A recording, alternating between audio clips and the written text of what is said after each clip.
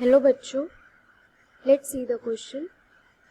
So the question is, anaerobic work becomes painful due to accumulation of, our options are given, first calcium ions, second myosin, third lactic acid and fourth creatine phosphate. So let's see what will be the key concept used here in this question. So our की concept, तो की concept में हम देखेंगे lactic acid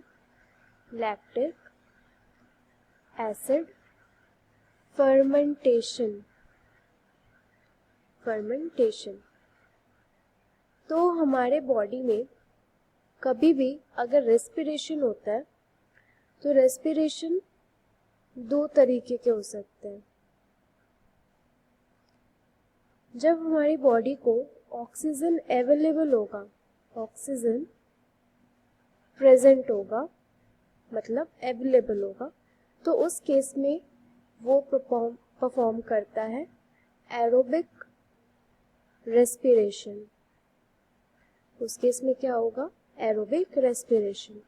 और जब हमारी body को ऑक्सीजन अवेलेबल नहीं होगा या ऑक्सीजन एब्सेंट होगा, तो उस केस में जो हमारे सेल्स है वो परफॉर्म करते हैं एनएरोबिक रेस्पिरेशन। तो एनएरोबिक रेस्पिरेशन जो होता है वो हमारी बॉडी में दो तरह के हो सकते हैं। हमारे बॉडी में या कहीं पे भी एनएरोबिक रेस्पिरेशन दो तरह के हो सकते हैं।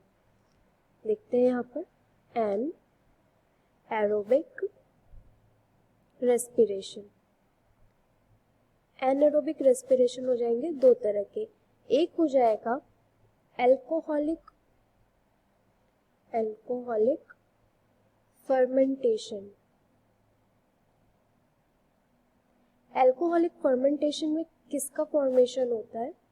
जब एल्कोहलिक कोई भी सेल अगर एल्कोहलिक फर्मेंटेशन परफॉर्म कर रहा है एनारोबिक कंडीशन में, तो उस केस में वो रिलीज करेगा, उसका प्रोडक्ट बनेगा इथेनॉल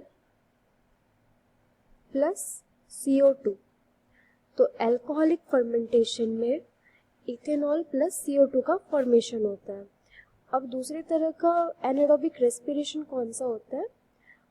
वो हो जाता है lactic acid fermentation.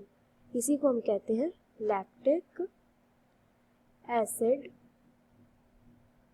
Fermentation.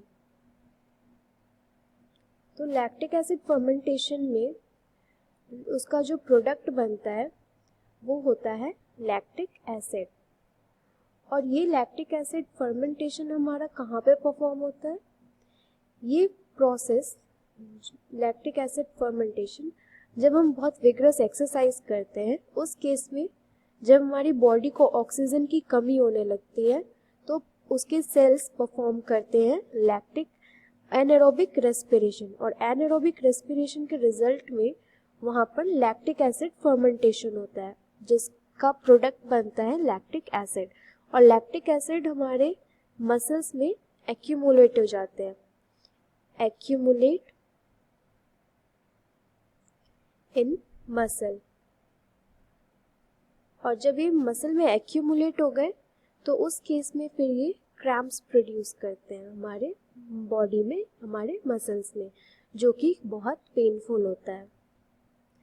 Cramps बहुत पेनफुल होते हैं हमारे बॉडी के लिए। तो यहाँ पर हम देख सकते हैं कि एनारोबिक रेस्पिरेशन के द्वारा लैक्टिक एसिड फर्मेंटेशन हुआ जिससे हमारा लैक्टिक एसिड प्रोड्यूस हुआ, जो कि मसल में अगर एक्यूमुलेट हो जाए तो क्रैम्प्स प्रोड्यूस करेंगे। तो हमारा यहाँ पर ऑप्शंस देखते हैं क्या क्या गिवन था। फर्स्ट ऑप्शन गिवन है कैल्शियम आयंस।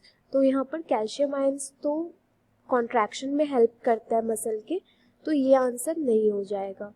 सेकंड दिया हुआ है मायोसिन। मायोसिन फिलामेंट होते हैं जो कि वो भी मसल कॉन्ट्रैक्शन में हेल्पफुल होते हैं, मसल कॉन्ट्रैक्ट करवाते हैं, तो ये भी नहीं होगा इसका आंसर।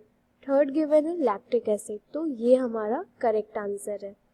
लैक्टिक एसिड के एक्यूमुलेशन की वजह से ही हमारे बॉडी में पेनफुल क्रैम्प्स होते हैं। क्रिएटिन फॉस्फेट ये हमारे मसल्स में प्रेजेंट होते हैं जो कि एटीपी रिलीज करते हैं, तो ये भी हमारा आंसर नहीं होगा। तो हमारा फाइनल आंसर हो गया option number 3, that is lactic acid. Hope you understood it well. Best of luck.